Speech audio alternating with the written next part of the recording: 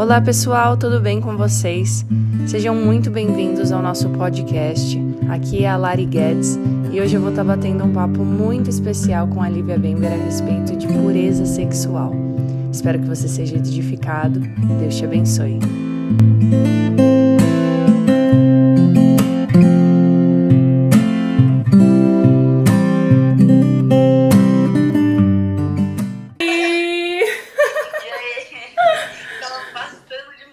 Gente, eu sou super leiga pra essas coisas de Instagram, então... Eu tava te achando pra te colocar aqui, eu tava, meu Deus, vai dar errado. Não, vai dar certo, se Deus quiser. Eu vou falar como eu te conheci, então. Tá Fale, pode introduzir aí que eu tô meio nervosa. Bom, eu conheci a Lari no colégio, né? Eu sou, acho que 3 anos mais nova que você, né? Acho que sim, tô com 26, fiz agora, 26. Eu queria 22. A Lari estudou com meu irmão no colégio e eu lembro que eu te conheci porque você era da sala dele e uma vez eu fui na célula. Sim, você foi lá em casa.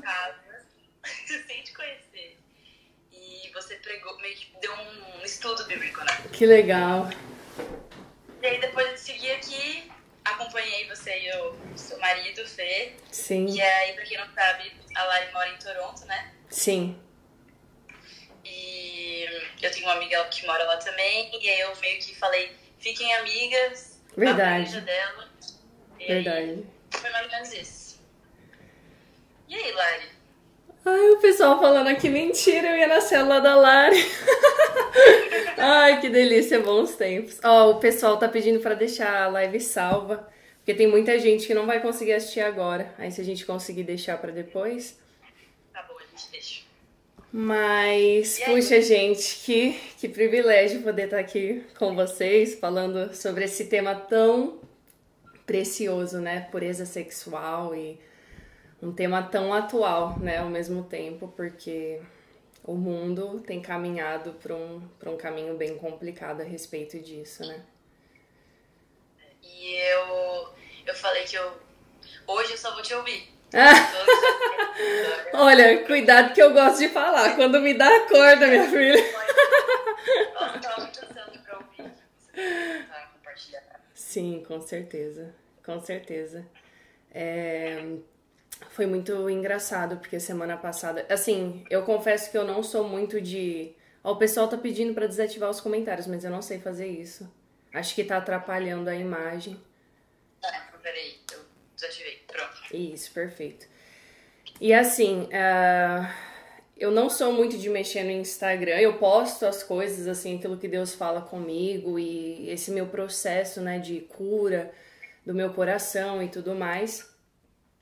E o Felipe, ele é mais ligado, assim, sabe, né, que as pessoas postam e tudo mais. Aí ele, Lari, você viu o que a Lívia postou? Eu falei, não vi. O que ela postou? Ele falou, você precisa ler esse texto. E a hora que eu li, eu falei, uau, tipo assim, eu sei como é isso, eu passei por isso. Ixi, minha luz desligou aqui, mas não liga não. Eu passei por isso por muitos e muitos anos e assim, eu nunca falei publicamente a respeito disso, até porque o nosso trabalho ele é algo mais pessoal, né? A gente lidera um grupo de jovens aqui em Toronto. E eu brinco com as meninas que elas são minhas crias, minhas filhinhas, que eu, assim, eu tenho esse amor e esse carinho por elas, sabe? De a gente ama tanto e puxa a orelha, ensina, direciona. E para praticamente todas elas que eu tive a oportunidade, eu já abri essa parte da minha história, porque eu creio que quando nós somos libertas, não há vergonha, né? Para testemunhar algo assim do tipo. É lógico que... né, a gente acaba se expondo e a gente fica vulnerável, totalmente vulnerável, até porque, como eu irei compartilhar assim, algumas partes da minha história, envolvem algumas pessoas e você não quer expor essas pessoas, né? Então, assim, você fica tentando achar a melhor forma de colocar a história, de poder passar para as pessoas de uma forma que elas vão ser abençoadas. E enfim, sabe? Então, assim, quando eu li o texto, eu logo te mandei a mensagem, falei, Li, vamos falar sobre isso, vamos marcar de fazer alguma coisa, eu super topo, porque eu sei por experiência própria o que é passar por isso, o que é sofrer com isso e não saber como sair, né? E eu quero poder compartilhar um pouco com vocês. Eu não sou a única. Exatamente, eu não sou a única, você não foi a única que passou por isso. Eu acho que a parte mais complicada é essa, que eu vou até compartilhar com vocês como tudo aconteceu comigo. E antes, Li, eu queria muito dar assim uma contextualizada no pessoal de como a pornografia e a masturbação são extremamente perigosas e contaminosas para nossa vida, né? A gente não precisa nem falar a respeito de religião, a gente não precisa falar sobre cristianismo, budismo, não sei o que, não sei. Não, a gente não precisa falar sobre religião para falar sobre esse cuidado com a nossa sexualidade, com o nosso corpo. Existem tantos fatos científicos a respeito disso hoje em dia, de como a pornografia ela é totalmente destrutiva para o cérebro, para a saúde sexual, emocional. E vários artistas hoje em dia, eles estão, como que eu posso dizer, né? Se declarando e até saindo, né? Assim, se expondo também dessa forma. O próprio, acredito que muita gente já viu isso, o Latrell, né? Das branquelas, né? Aquele negão. E ele é um cara que tem uma história incrível, independente, né, do que ele acredita, do que ele é. Ele compartilhou uns tempos atrás sobre quanto a pornografia é destrutiva. Então, eu fiz algumas pesquisas e foi feita olha só, um cientista, eu esqueci o nome dele agora, ele é professor em Harvard e ele fez uma pesquisa a respeito da pornografia, do quanto ela é destrutiva. E o que acontece? Quando se assiste pornografia, é liberado no nosso cérebro uma toxina chamada dopamina. E o que ela é? Essa toxina, ela traz esse bem-estar, esse prazer, e ela nos ajuda a ter motivação e foco para correr atrás daquilo que a gente quer na vida. Então, o que acontece? Quando ela é utilizada da forma errada, isso acaba sendo destrutivo nas nossas vidas. E quando você assiste a pornografia, que existe aquele prazer instantâneo, você assistiu uma vez, aí aquilo já não te satisfaz mais. Aquilo se torna tedioso, você precisa de uma novidade. E na nossa vida humana, a gente precisa de, né, falando da parte saudável de correr atrás dos nossos sonhos, objetivos e, enfim, metas, nós realmente precisamos de novidades. Ninguém consegue viver a mesma vida sempre. A gente quer desafios, a gente quer viver uma nova fase e tal. E é essa toxina que nos motiva. Vou encarar. Tô com medo, não sei o que é, mas eu vou encarar, eu vou pra frente, né? E só que ela na pornografia, ela acontece isso. Ela te motiva tanto a buscar algo novo, prazer novo, bem-estar novo, que chega uma hora que os receptores dessa toxina, eles são destruídos pela compulsão. Então se torna algo tão compulsivo que essa toxina, ao invés de ser benéfica, ela se torna maléfica. E isso nos leva à depressão, nos leva à ansiedade, nos leva a problemas sociais, nos leva a... Enfim, sabe? Tanta coisa terrível que você, tipo assim, se torna uma pessoa anormal por conta disso.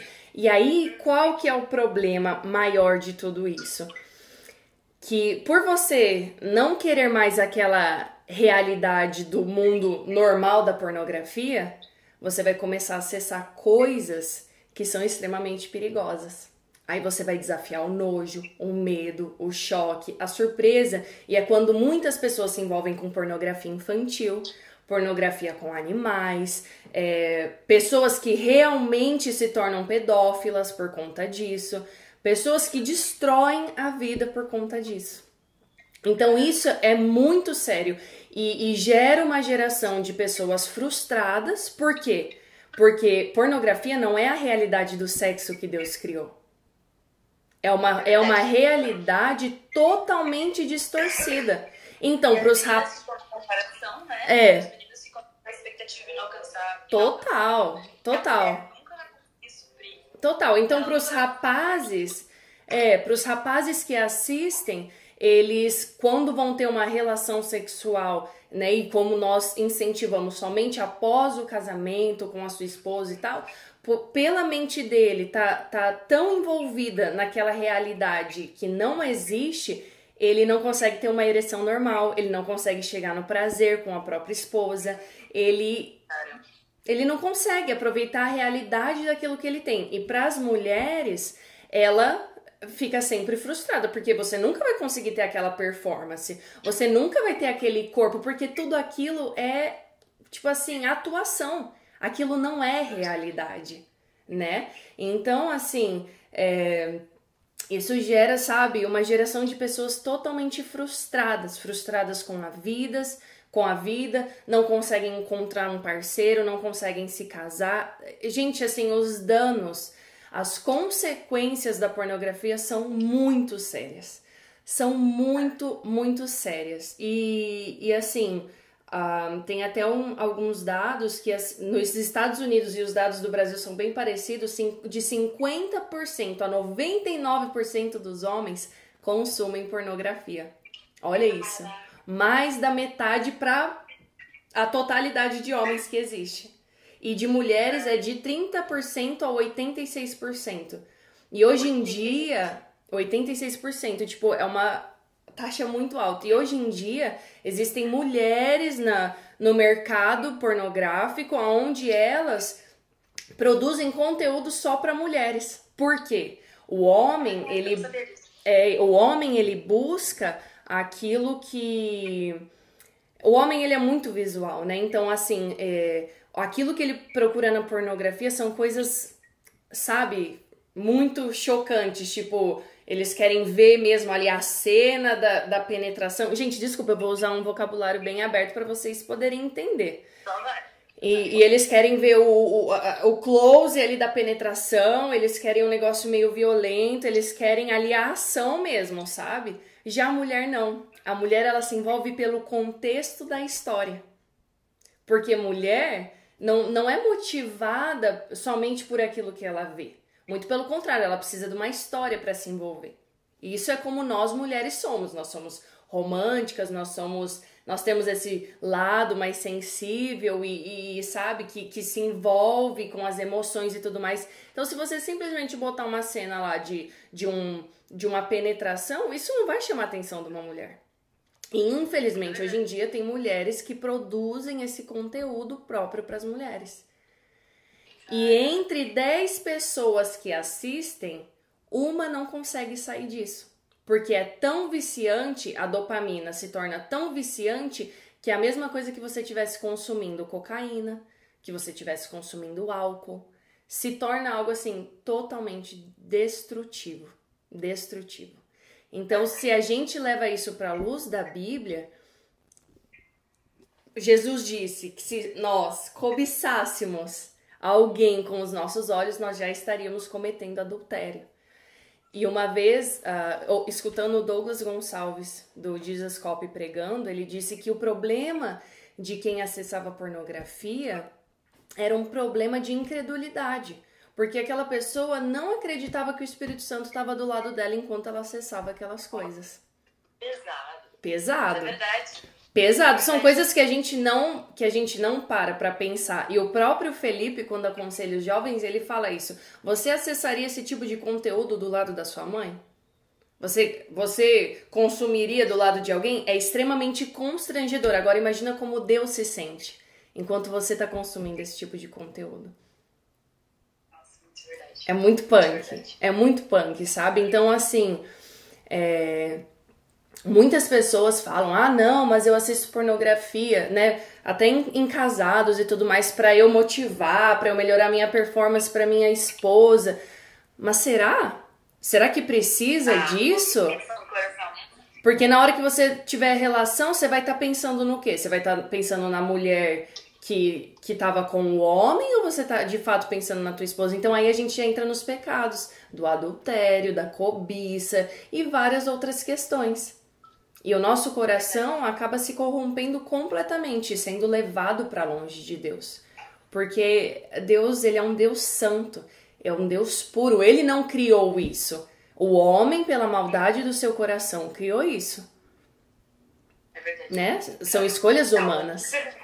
Então, assim, é algo assim muito chocante e que a gente precisa ter essa consciência que não só as coisas que a gente fala, conotações religiosas, bíblicas, não, gente, tem coisas que são óbvias. Tem coisas que são comprovadas por médicos, por cientistas, por psicólogos, né? A gente só precisa ir atrás e buscar ajuda. A gente precisa entender que isso não é normal, que isso não é o que Deus planejou para nós, seres humanos, e nós precisamos de ajuda. E a masturbação, é legal que na minha Bíblia tem muitos artigos. Travou? Tá ouvindo? Agora voltou. Então, a minha Bíblia, eu vou até tirar uma foto e depois postar nos meus stories para quem querer ver. Tem um artigo enorme aqui falando sobre pureza sexual. E no final, ela fala... Porque eu acredito que a maior parte das pessoas que estão nos ouvindo aqui podem ser solteiros, né? Então, eu vou focar um pouco falando sobre isso, até porque você é solteira também. E ele fala aqui muito sobre a fornicação. A gente não entende, né, o que é a fornicação. É um ato sexual fora de um compromisso matrimonial, aquilo que Deus sonhou para que o ato sexual só existisse dentro do casamento. Então, a partir do momento que você está tendo e a gente não precisa nem colocar relações sexuais, a gente pode colocar preliminares, conversas picantes, nudes, qualquer coisa do tipo. Você tá fornicando. Você só não tá tendo a penetração em si, mas o resto você tá tendo. Você tá estimulando algo que não era para ser estimulado. E aqui, olha só, a masturbação ela é definida como autoestimulação ou manipulação dos órgãos genitais, geralmente até alcançar-se o clímax ou o orgasmo. Alguns a consideram um meio de reduzir a tensão sexual excessiva quando a atividade sexual normal do casamento é impedida, ou quando solteiros, ou como uma alternativa para promiscuidade ou fornicação. E aqui ele vai falar que as escrituras não perdoam nem condenam explicitamente a masturbação. Jesus não menciona, nem Paulo a inclui em sua lista de paixões vis. Todavia, as ramificações morais e psicológicas da masturbação podem romper o relacionamento com Deus e com outras pessoas, especialmente no casamento. A masturbação certamente não satisfaz o plano de Deus para a intimidade sexual entre o marido e a mulher. Então, hoje em dia, tudo é baseado, pode ou não pode, tá na Bíblia ou não tá. Simplesmente... aquilo que Jesus deixou para nós é muito claro de você se entender, né, exatamente aquilo que fala, porque esse texto ele tá baseado em 1 Coríntios 7, 1 Coríntios 6, a partir do versículo 12, onde Paulo vai falar sobre a sensualidade é condenada. E ele começa com aquele famoso versículo: todas as coisas me são lícitas, mas nem tudo me convém. Todas as coisas me são lícitas, mas eu não me deixarei dominar por nenhuma delas. Ele está falando sobre questões sexuais. Então, o que o texto está dizendo aqui? Que a masturbação existe, ela é lícita, mas ela não me convém. Ela não é aquilo que Deus designou para mim. Por quê? Quando você se masturba, você precisa pensar em algo. Algo precisa estar na sua mente. Aí a gente volta no ponto do adultério, de cobiçar, de você desejar desenvolver algo na sua mente que não é saudável. É uma realidade que não é saudável. E isso pode te prejudicar futuramente com o seu cônjuge. Porque isso era para ser desenvolvido dentro do casal, né? É claro que a gente precisa, assim, conhecer como o nosso corpo funciona, mas isso não significa você ficar se estimulando e se colocando em situações onde o seu relacionamento com Deus é colocado em risco. Entende? É verdade. Então, assim, muitas pessoas falam, mas tá na Bíblia que masturbação pode, que não pode, tá na Bíblia que isso pode e não pode. Simplesmente vai pro básico. O que Jesus falou sobre cobiçar? O que Jesus falou sobre o teu olho direito pecar e você arrancar ele? Pra você, é melhor entrar caolho, mas entrar nos reinos dos céus. Se tua mão direita pecar, arranca ela. Mas pelo menos você entra. Você tá entendendo? E aí que eu entro um pouco na minha história. Por quê? Existem algumas situações que me levaram à pornografia e masturbação, que eu acredito que muitas pessoas têm essa história e às vezes até pior, porque sempre tem uma raiz, sempre tem algo que te impulsiona a conhecer essa realidade. E quando eu tinha 5 anos de idade, eu sofri um assédio por uma menina que era mais velha do que eu. Ela me forçou a beijar ela de língua e eu tinha apenas 5 anos de idade, então eu não tinha noção do que era aquilo. E apenas com 5 anos de idade foi estimulado em mim algo sexual que não era tempo de ser estimulado.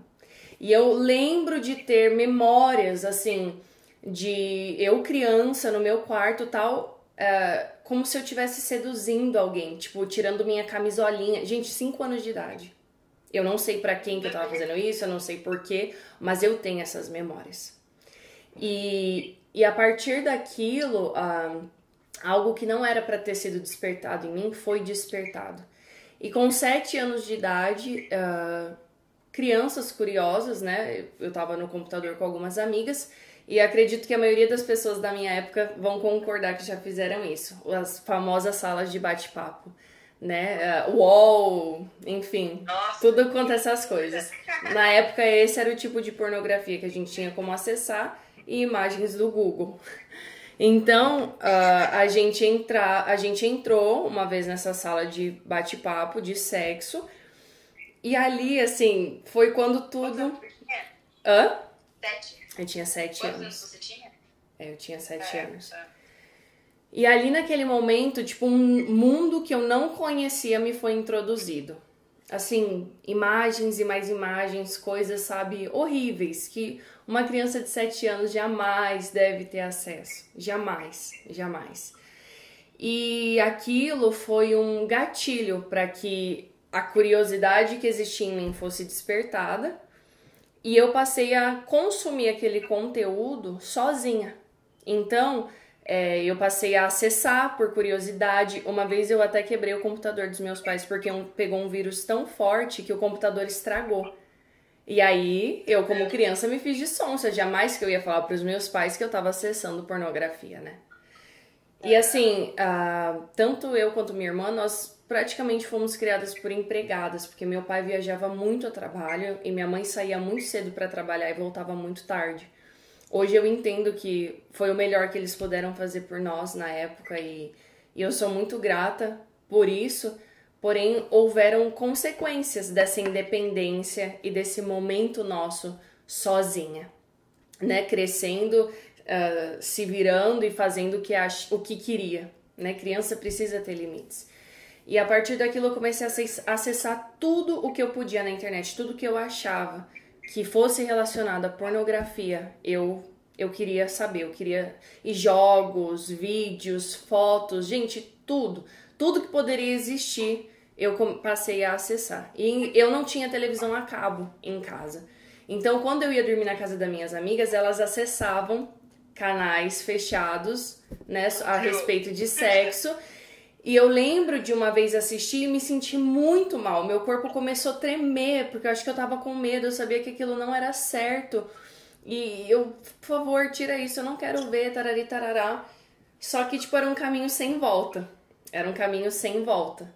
E o que isso começou a acontecer? Como eu tinha sofrido aquele assédio com 5 anos de idade, começou na minha cabeça algo gerar de que... talvez ter relações com meninas, beijar meninas, pode ser normal.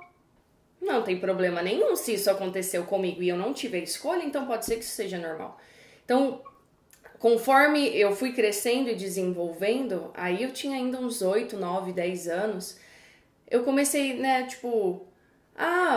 amigas, vamos beijar pra gente treinar, pra ver como é que é isso. Pra ver... E olha que engraçado, gente, como Deus ele nos guarda e nos livra, né? As minhas amigas acharam estranho. Tipo, o quê? O que você tá falando? Né? Tipo, não quero, não faz sentido. Aí eu, realmente, acho que não é algo bom mesmo, tal, não sei o que. Sabe, porque a minha mente começou a se amoldar totalmente àquilo que eu via, aquela realidade que não era realidade. E aí, com 10 anos de idade, eu sofri um segundo assédio, que aí foi muito pior. Eu falo assédio porque abuso, ele geralmente envolve um pouco mais das questões das partes íntimas, né? preliminares, enfim, masturbação, penetração e tudo mais. Como não chegou nas minhas partes íntimas, ele foi considerado um assédio, porque era algo que eu não dei o meu consentimento de acontecer, mas não chegou a tocar nas minhas partes íntimas. Eu morava num prédio e com apenas 10 anos de idade, 2 meninos me levaram para trás desse prédio. E eles eram mais velhos do que eu tinha 10 anos, eles deviam ter 15, 17 anos na época. Um deles queria que eu beijasse ele e o outro, tipo assim, tava lá meio de vigia. E aí ele começou a falar, enquanto você não me beijar de língua, eu não vou te deixar sair daqui. E aí, tipo, eu tinha 10 anos, eu não queria ter aquilo. Tipo assim, eu tava lá embaixo brincando de pega-pega e de repente eu sou arrastada pra trás do prédio e sou forçada a uma situação. E eu não queria, eu falava, eu não quero te beijar, eu não quero isso. E eles começaram a fazer muita pressão psicológica, assim, uma tortura, sabe? A gente não vai te deixar sair daqui enquanto você não beijar. A gente vai contar pra todo mundo se você não fizer isso. E, gente, foi assim, de meia hora pra mais, sabe? Aquela situação. Eles não me deixavam sair. Até que eu resolvi ceder. E aí, deixei o menino me beijar. E aí, eu comecei a chorar. Eu comecei a chorar muito, porque aquilo foi algo muito invasivo. Aquilo foi algo que me machucou demais. Tipo, eu não queria aquilo. Ele era amigo meu. Por que ele tava fazendo aquilo? E aí, dias depois, a minha irmã ficou sabendo, minha irmã é mais velha do que eu, e contou pra minha mãe. E isso deu o maior bafafá, porque eu era apenas uma menina de 10 anos, era quase considerado pedofilia o que aconteceu. E aquilo me gerou algo muito traumático, onde eu não conseguia mais, assim, me aproximar de meninos, eu não conseguia gostar mais de meninos no sentido de me apaixonar ou... Sabe, eu passei vários anos sem conseguir ter contatos, assim, de alguém gostar de mim e se aproximar de mim e tudo mais. E nesse período, ainda consumindo a pornografia, ainda tendo acesso a tudo isso. E com 13 anos de idade, eu descobri a masturbação. Como eu tinha acesso a várias coisas, e na verdade, assim, por eu ter tido acesso a tantas coisas, eu acho que eu descobri até um pouco tarde, porque isso geralmente acontece mais cedo. E um dia, assistindo um programa, a pessoa falava a respeito de masturbação e aquilo me deixou muito curiosa e eu simplesmente resolvi tentar. Só que foi a pior coisa que eu fiz na minha vida. Foi uma das piores decisões que eu tomei. Porque aí sim, o vício da pornografia se intensificou e eu viciei em masturbação. Mas era algo assim, sem noção, que não tinha limites, né? Aonde eu estivesse, eu queria fazer e assim, eu não conseguia controlar. Era algo muito, muito mais forte do que eu. E ninguém sabia? Ninguém sabia. Você veio na igreja lá? Então, o que acontece? A minha família faz parte de uma igreja, porém, não existe esse ato de aceitar Jesus no seu coração.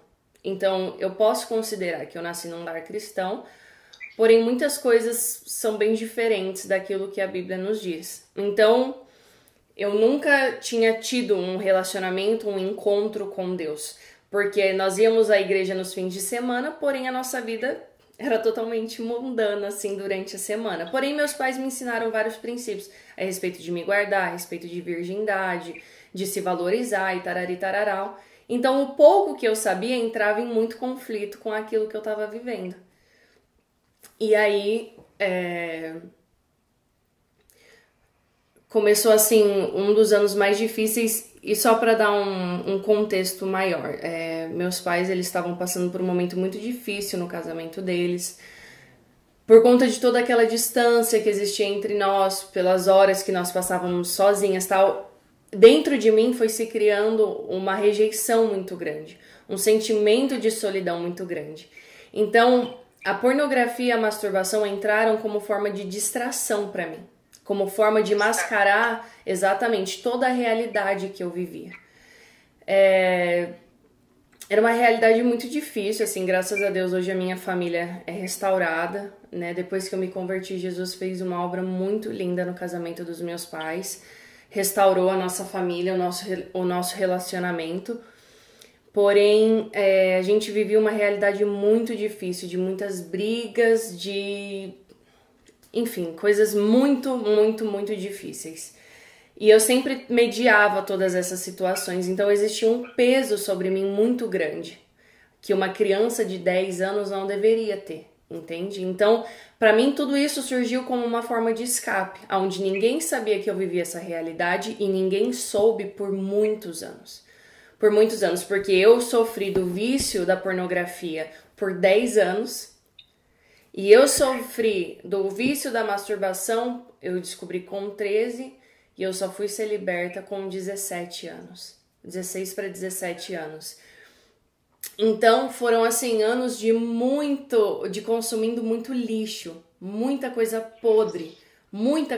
Então, além de tudo isso, houveram momentos muito difíceis onde as pessoas que eu mais amava, assim, eu descobri diversas coisas que houve uma quebra de confiança muito grande no nosso relacionamento e isso acabou ainda mais comigo.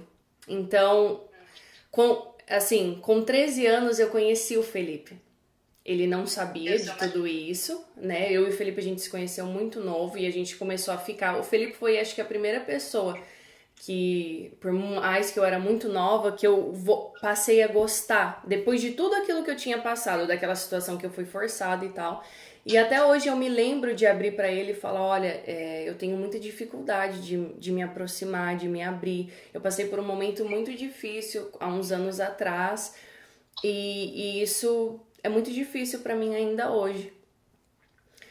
E a gente passou a se gostar muito, a gente ficou quase um ano e depois de um tempo a gente terminou. Então o Felipe, ele faz parte de toda essa minha história, desde que eu descobri a masturbação, a gente não praticava nada disso junto, era só beijo, porém... depois que a gente voltou, né, a gente ficou separado por um bom tempo e aí a gente voltou a namorar, foi quando a minha vida tava desmoronando. Eu tava no fundo do poço, eu comecei a ficar depressiva, eu tive começo de anorexia, eu emagreci muito, meus pais estavam a ponto de se separar, eu me sentia muito sozinha, muito rejeitada. A pornografia e a masturbação não preenchiam, mas nada mais me preenchia. E foi quando o Felipe sofreu o acidente de carro, que ele e quase a família inteira dele morreram. E quando a gente voltou a namorar, foi logo após essa fase e o Felipe começou a me evangelizar. Ele começou a falar de Jesus pra mim, de um Jesus que eu nunca tinha ouvido, né? Porque eu acreditava em Deus, eu acreditava que Deus existia. E engraçado que antes de eu entrar nesse estado depressivo, eu saía com esses amigos que eu considerava tudo pra mim na vida, porque aí eu já tinha uns 15 para 16 anos, a gente saía muito, ia pra barzinhos, essas coisas. E Deus, ele começou o processo na minha vida de conversão de uma forma muito inusitada, porque um dia eu tava num barzinho e de repente tudo ficou câmera lenta. Eu não sei te explicar, mas algo sobrenatural aconteceu e era como se tudo tivesse ficado em câmera lenta e eu não tivesse mais ali fisicamente, é como se eu tivesse espiritualmente falando. E como se meus olhos tivessem se aberto. E aí eu via pessoas se beijando, pessoas bebendo, fumando, fazendo tudo que não prestava. E na hora eu caí em si e falei, meu Deus, assim, eu tenho certeza que essa não é a vida que Deus tem pra mim. E isso eu nem era convertida, eu nem tinha esse relacionamento com Deus. Porém, existia um temor muito grande dentro de mim. E a partir daquele dia, dias depois eu entrei nesse estado depressivo, eu comecei a emagrecer muito. E aí foi quando o Felipe sofreu o acidente, nós decidimos voltar a namorar depois de um tempo, foi tudo muito rápido. Porque eu sei que Deus, muitas vezes, ele tem urgência para fazer coisas na nossa vida, para nos salvar. E aí o Felipe começou a me evangelizar, eu comecei a ouvir de Jesus, eu comecei a visitar a igreja dele, que era batista na época. E depois de uns meses, ele veio pra cá passar um ano. Que muitas pessoas já conhecem essa história, que ele veio pra cá fazer intercâmbio um ano e a gente decidiu namorar à distância. E nesse ano que ele veio pra cá, eu fui a um encontro com Deus, da Igreja Batista das Nações, que é a igreja que eu frequentava no Brasil, onde eu me converti. E nesse encontro foi quando eu aceitei a Jesus Cristo como meu Senhor e Salvador. E eu comecei a entender quantas feridas emocionais eu tinha na minha vida. Eu tinha muitas feridas, eu tinha muita mágoa do meu pai, eu tinha muita mágoa da minha mãe. Eu tinha crises nervosas e ataques de pânico muito sérios. Isso, na verdade, começou no Adventista. Um dia, lá no Adventista, na escola, eu simplesmente não estava me sentindo bem e do nada eu comecei a chorar. Eu comecei a ter uma crise de pânico, meu corpo inteiro começou a se entortar, a minha boca, o corpo inteiro formigava e eu tive que ser levada às pressas para o hospital porque eu não conseguia voltar ao meu estado normal. E quando eu aceitei a Jesus, tudo isso parou. Eu perdoei os meus pais, eu não tinha mais essas crises de pânico, eu comecei um processo de caminhada com Cristo, de ser restaurada, mas essa área em específico da minha sexualidade eu não tinha coragem de abrir, eu tinha muita vergonha. O que as pessoas vão pensar de mim? Como que eu vou expor isso? É muito vergonhoso. E eu lembro de ir várias vezes em apelos, sabe, lá na frente, eu queria cura, eu queria libertação e eu chorava muito, eu sofria com aquilo, porque até então eu não tinha consciência que aquilo era errado. E a partir dos meus 16 anos eu já tinha consciência que aquilo não era mais certo, que aquilo não era mais pra mim, mas eu não conseguia me libertar daquilo. Aquilo era algo muito enraizado na minha vida. E existia uma legalidade muito grande de Satanás nessa área da minha vida. E após, eu acho que uns 2 anos, eu decidi fazer um encontro da Igreja Batista da Lagoinha, que se chama Moriá. É um encontro para crente, você tem que dar o nome do teu pastor, da igreja que você congrega, você tem que ser batizado, porque é algo muito forte. E naquele encontro eu decidi que eu queria mudar de vida, eu decidi que eu queria... eram 4 dias onde eu não podia falar com ninguém, onde era eu e Deus somente. E eu decidi que eu precisava abrir aquilo, que eu não aguentava mais carregar aquele fardo, que eu não aguentava mais viver aquela mentira, aquela hipocrisia. Porque era uma hipocrisia que eu vivia. Era uma máscara enorme.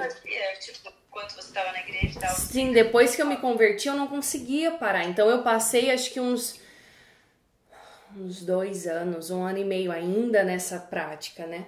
E aí naquele dia eu tive a oportunidade de sentar com 2 intercessoras e falar, olha, eu preciso abrir algo com vocês, eu preciso, né? Porque você preenche tipo uma fichinha daquilo que, enfim, você, né, quer confessar. Acho que muitas pessoas que já fizeram encontro sabem mais ou menos como funciona. E aí eu comecei a contar tudo a respeito da masturbação, da pornografia, dos assédios que eu sofri e tudo mais. E naquele dia eu conheci o amor de Deus como eu nunca tinha conhecido antes. Porque existia essa ferida muito grande de rejeição. Eu me sentia muito rejeitada, eu me sentia muito inferior, eu me sentia muito deixada de lado e constantemente se comparando com inveja e tal. Então, muitas das coisas que eu fazia era para esconder isso. E simplesmente o que eu precisava era entender o quanto Deus me amava. Que ainda que as minhas circunstâncias me diziam o contrário, Ele tinha me criado. Ele me criou, Larissa, com as minhas características, com a minha aparência. Eu me sentia a pessoa mais feia do mundo. Eu detestava meus pés, minha perna. Para mim, tudo que existia em mim não fazia sentido, né? Eu me sentia totalmente desenquadrada da onde eu estivesse. E naquele dia elas falaram do amor de Deus para mim de uma forma tão incrível. E elas oraram por libertação sobre a minha vida. Sobre espírito de homossexualismo, espírito de prostituição, tudo aquilo que pudesse estar enraizado na minha vida, que foi plantado de uma forma que eu não tinha consciência, naquele dia, aquelas intercessoras, elas lutaram por mim no mundo espiritual. E depois daquele dia, eu nunca mais senti vontade de assistir pornografia, de me masturbar. Foi simplesmente o ato de confessar a Deus e confessar as pessoas. Uma decisão, né? Foi uma decisão. Foi uma decisão. E assim, porém, infelizmente, isso acarreta muitas consequências. né? Hoje eu sou uma pessoa casada, eu me casei nova com 19 anos, a gente veio pra cá fazer a obra em Toronto. Só que existem consequências para tudo isso. Da mesma forma que uma pessoa que rouba e ela é pega e ela vai ter que pagar pelo crime dela, da mesma forma que uma pessoa que mata e é pega e vai ter que pagar pelo crime dela, a mesma forma são consequências de pecados sexuais. Hoje em dia, eu não posso assistir qualquer filme. Eu tenho consciência disso, porque eu não sou mais uma pessoa solteira, eu sou uma pessoa casada, eu fiz uma aliança com alguém. Eu fiz uma aliança com alguém. Então não é mais somente ao meu respeito. Envolve a minha família, envolve a minha aliança com Deus, envolve a minha aliança com uma pessoa que eu prometi. A minha fidelidade total. A minha fidelidade total. Então, assim, existem certos tipos de música que eu não posso ouvir. Existem certos tipos de filmes que eu não posso assistir. E eu preciso ser radical em relação a isso. Quantas vezes eu comecei a assistir filmes que a primeira cena era uma cena de sexo, de uma pessoa se masturbando assistindo pornografia. Na hora, pum, eu já tirava. Existem séries que todo mundo fala que é muito legal, que a história é muito legal. Porém, eu tenho consciência das coisas sexuais que existem e que eu não posso. Sabe por quê? Porque eu fico impressionada. Aquelas coisas ficam na minha cabeça depois. E Satanás usa dessas coisas para colocar sonhos perturbadores na minha cabeça. Eu tendo sexo com outras mulheres, eu tendo sexo com outros homens, sonhos de eu já tendo sexo com meus pais, sabe? Coisas nojentas, coisas totalmente deturpadas. E isso me traz um senso de culpa, um senso de vergonha tão grande que eu não tô disposta a passar por isso. Porém, o Felipe é a pessoa que eu presto contas, que eu confio. Não só ele, como meus pastores. Porque quando você decide lutar isso na força do teu braço, uma hora você vai cair. Uma hora você não vai conseguir mais. Então o Felipe, ele sabe de tudo isso que eu tô falando pra vocês e muito mais, coisas muito piores que estão na minha história, que assim, é aquela coisa assim, eu não posso expor, sabe? Pessoas e situações, porque acho que a gente precisa ser muito sábio da forma que a gente passa a nossa vulnerabilidade e a nossa história. Então o Felipe, ele é a pessoa que sabe de tudo. Se eu tenho um sonho e eu tô perturbada com aquilo, eu conto pra ele. Se existe alguma tentação, alguma coisa me perturbando, eu conto pra ele. E aí ele ora comigo, ele me escuta, ele me entende. E se a mesma coisa acontece com ele, ele faz isso comigo.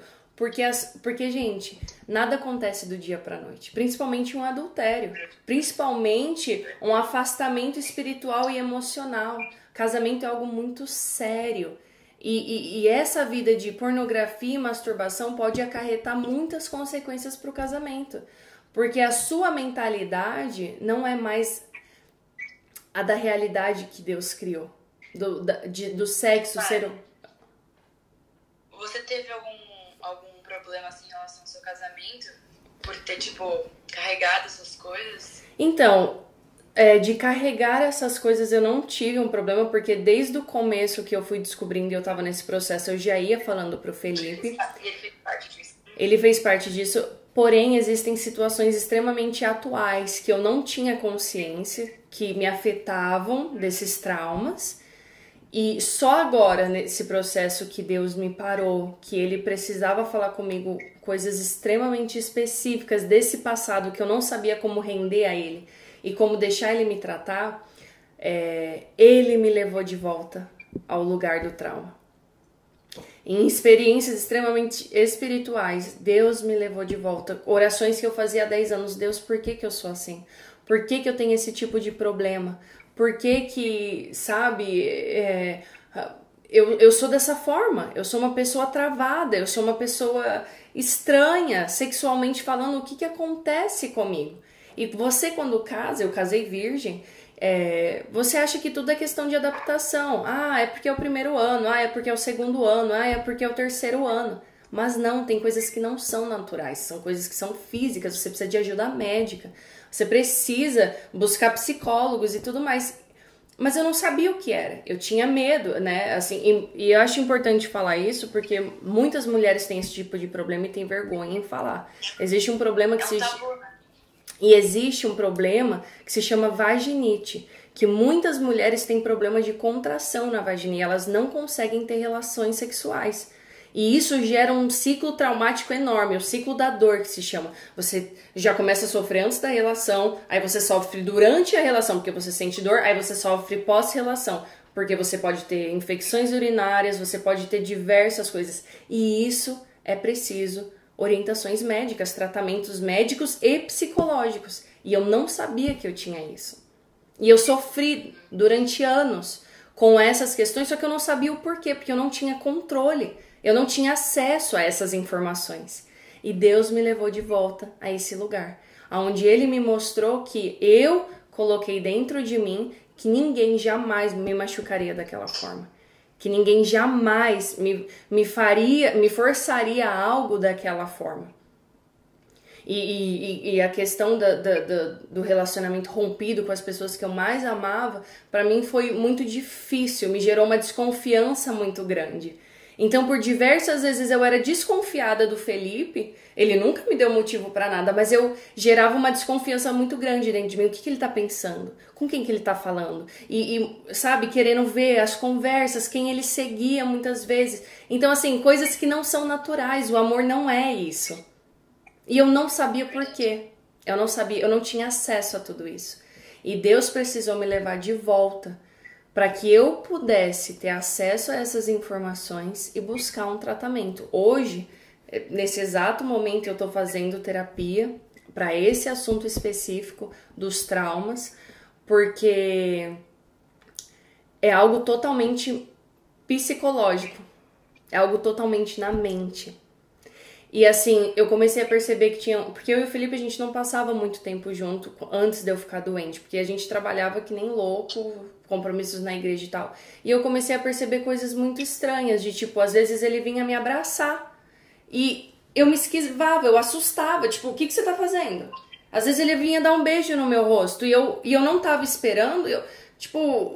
Não, eu não tava esperando isso. Você não me avisou que você... Assim, isso vinha automaticamente na mente. E eu comecei a perceber, Deus, tem alguma coisa de errado? Por que eu tô reagindo dessa forma? E isso começou a ferir ele, porque ele começou a se sentir rejeitado.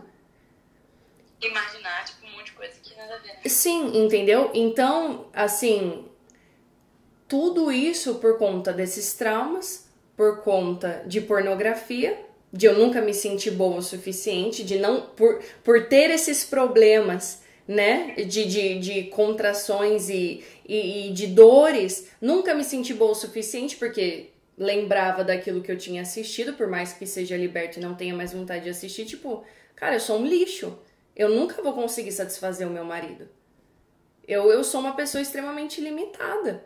E aí, ao ter acesso a tudo isso, eu comecei, a minha terapeuta, ela me falou, Larissa, ela precisou construir uma linha do tempo e falar, todas as mensagens que você recebeu na vida a respeito de sexo foram extremamente negativas.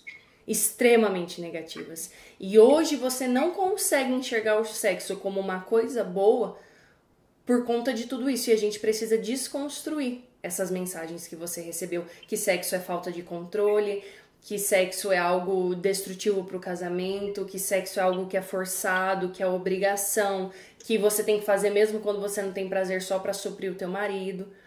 Tipo assim, várias coisas. E hoje, assim, eu estou passando por esse processo, estou sendo extremamente vulnerável com vocês, de reconstruir aquilo que Deus planejou para um casal, sexualmente falando. A pureza. Sabe o que é doido? Enquanto você estava falando, né, eu estava pensando, porque quando eu passei por... Outro dia eu conto, mas quando eu passei Sim. por esse lance de pornografia e etc., eu achava que eu era a única que passava por isso. Sim. A única que, tipo assim, as pessoas não sabiam, ninguém sabia. Sim. E dentro de mim eu pensava que aquilo que eu tava fazendo era extremamente sinistro, que nenhuma menina passava por isso, que era só coisa de homem. E eu pensando aqui, eu pensei, quando a gente não conhece a história dos outros, porque eu te olhava e eu, tipo, não tinha ideia do que você... Sim. Eu te via na escola e não tinha ideia da sua história, daquilo que você tinha passado, sabe? Sim. Então acho que é muito importante a gente frisar isso, de que você não era única, eu não era única, e tem mais, sei lá, no dia que eu postei o texto, eu recebi 5.000 mensagens. Uau. De meninas que passam por isso, e ainda dentro da igreja, sabe? Sim. Então acho que é muito importante a gente reforçar de que existem outras meninas que passaram por isso. Sim. E graças a Deus superaram junto com Jesus, Sim. claro, com a medicina também. Total. Psicólogo. E você não é a única, não sou a única, muito menos elas. Sim. E eu acho que é muito importante a gente falar disso, porque de fato tudo isso que você falou e tipo, rasgando assim as palavras, a gente não vê dentro da igreja, a gente não vê na conversa entre meninas, até amigas. Sim. Tipo, hoje eu tenho liberdade para falar com as minhas amigas sobre essas coisas, mas até então, até pouco tempo atrás, a gente não sentava para falar, então, pequei nisso, então eu masturbei, essas coisas não aconteciam, sabe? Mas hoje eu vejo que, graças a Deus, está abrindo um caminho de fala, um caminho de libertação mesmo. Sim. Um caminho onde as meninas se identificam. Eu espero que muita menina tenha se identificado com a sua história. Com certeza. E pensado, se ela passou isso, eu também vou conseguir, sabe? Com certeza. E é focar no sentido de nenhum prazer momentâneo vai ser tão bom quanto esse relacionamento completo com Jesus, ser inteiro em Jesus.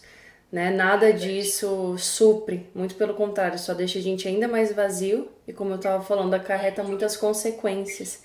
Então, para vocês que são solteiras, pensem nos futuros maridos de vocês, se guardem por eles, né? Não tragam esses problemas desnecessários para o futuro relacionamento de vocês, né? Sejam inteiras em Deus, busquem ser completas em Jesus, porque a forma que você vai se relacionar com outra pessoa só vai complementar tudo aquilo que você já é em Jesus. Você não vai chegar quebrado em pedaços.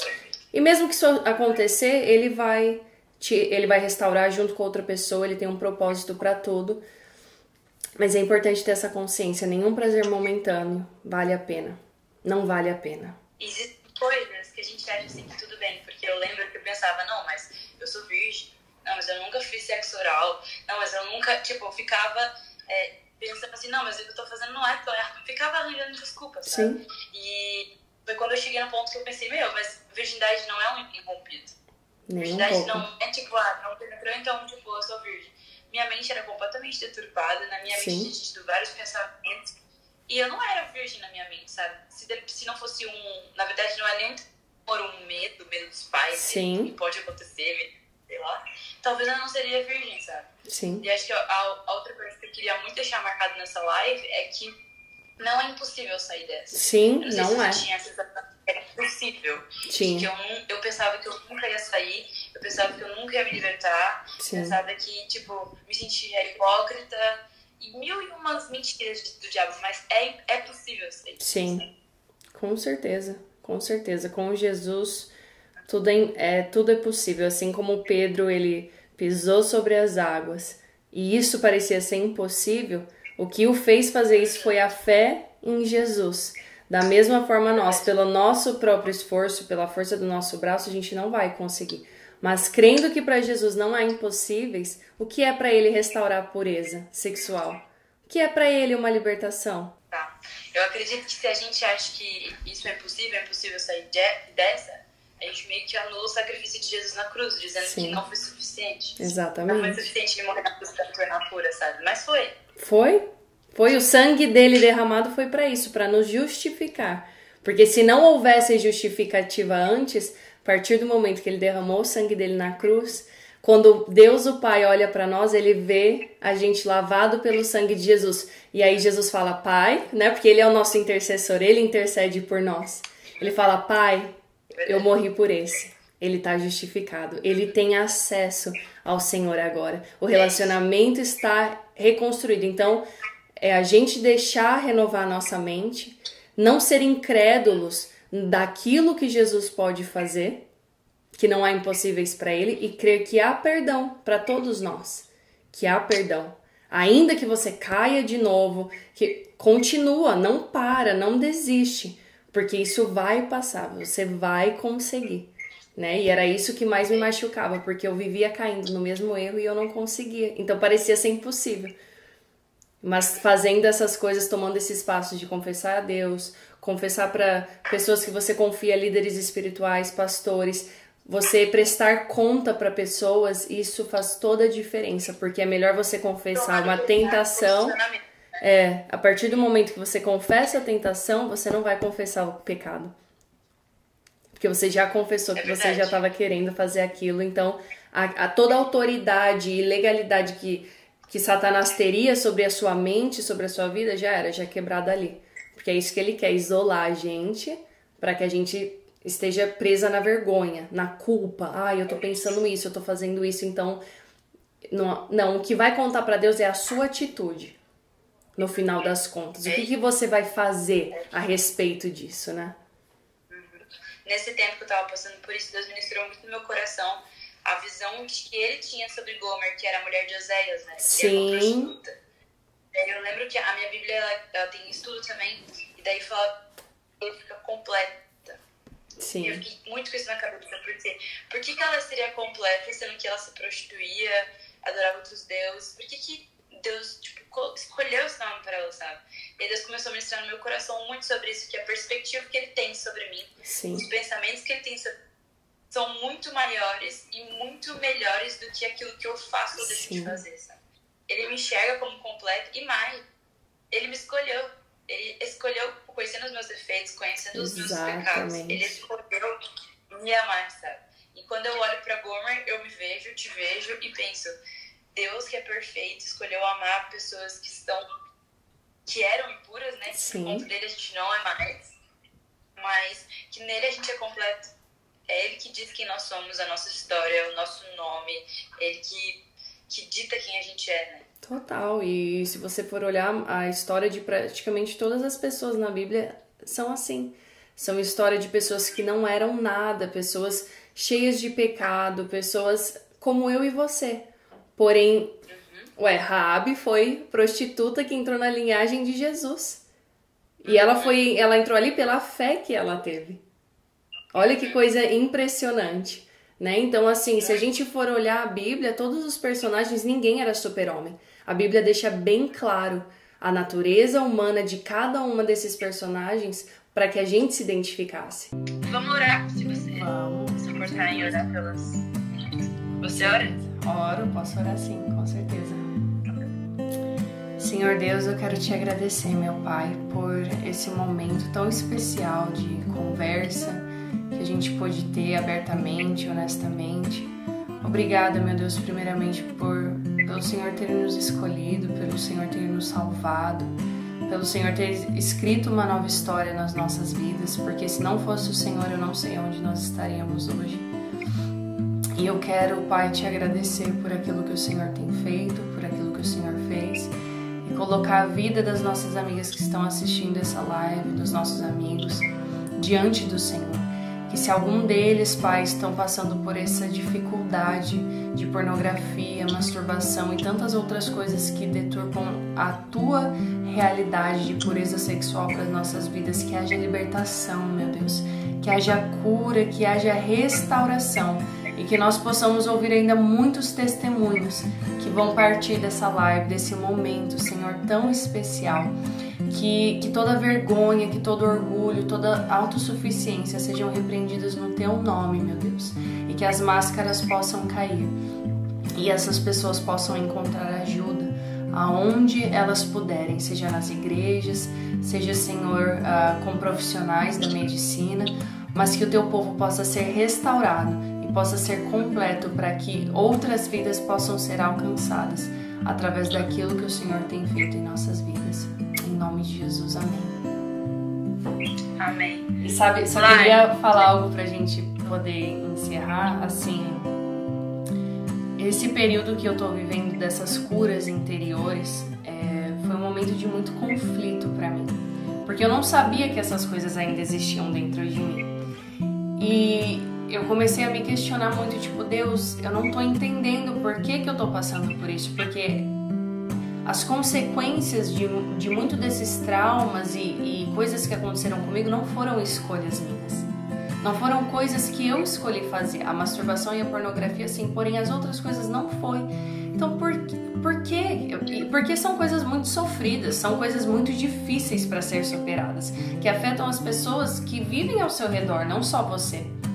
E aí o que Deus falou comigo foi exatamente isso, que através desse processo que eu estava passando, muitas pessoas poderiam ser alcançadas, que a igreja precisa sentir essas dores e sofrer para que ela possa se identificar com o mundo lá fora, com as dores das pessoas que estão sem Jesus. Porque se a gente não sente essa dor, como que a gente se empatiza? Como que a gente se coloca no lugar da pessoa? Você não sabe como aconselhar, você não tem autoridade para falar a respeito disso, né? Então uma coisa é você aconselhar alguém baseado em teorias, baseado, enfim, tantas outras coisas, mas quando você tem experiência para falar, eu passei por isso, eu tenho saído disso, e não apenas isso, mas através do poder de Jesus, através daquilo que Ele tem feito em minha vida, então isso realmente eu acredito que gera fé no coração das pessoas. Então as pessoas não precisam ter vergonha dos momentos difíceis que elas passaram na vida, sejam abusos, sejam sabe, histórias tão difíceis, coisas que geram culpa, que geram vergonha. Não, sabe? Se você tá curado, se você tem buscado restauração em Jesus, você pode ter certeza que a tua história vai alcançar outras pessoas ao teu redor, porque todo mundo sofre, todo mundo tem alguma parte da história que é difícil. E você vai se encontrar com pessoas ao longo do caminho que vão precisar dessa palavra, que vão precisar desse amor, desse carinho. E é uma oportunidade perfeita para poder evangelizar, introduzir Jesus na história e dizer que Ele é o único. Ele é o único que pode fazer esse tipo de milagre na nossa vida. É isso, satisfazer nossa alma, nosso espírito, tudo, né? Tudo, total. Não se preocupem. O seu Instagram é Lari Guedes. Lari Guedes GD, de Geração de Davi, que é o nosso grupo de jovens aqui em Toronto. Tá, eu vou deixar tipo aqui pra todo mundo ver, calma aí. Obrigada pela oportunidade de poder, né, falar pra maioria aí do pessoal que te segue. Eu creio que alguns dos meus amigos também estão aqui assistindo, mas uma oportunidade incrível poder compartilhar isso com vocês e muito obrigada por ouvirem. Tô muito feliz. Lari, obrigada. Nada, minha linda. Vou salvar aqui. Um beijo, viu? Deus abençoe. Você também, beijo. Beijo, tchau. E aí, gostou do bate-papo? Espero que você tenha sido muito abençoado e edificado. Aproveita e compartilha com amigos, manda para alguém que você acha que precisa ouvir esse áudio. E nunca se esqueça, Jesus te ama, te restaura, te cura e te liberta. Deus te abençoe e até a próxima.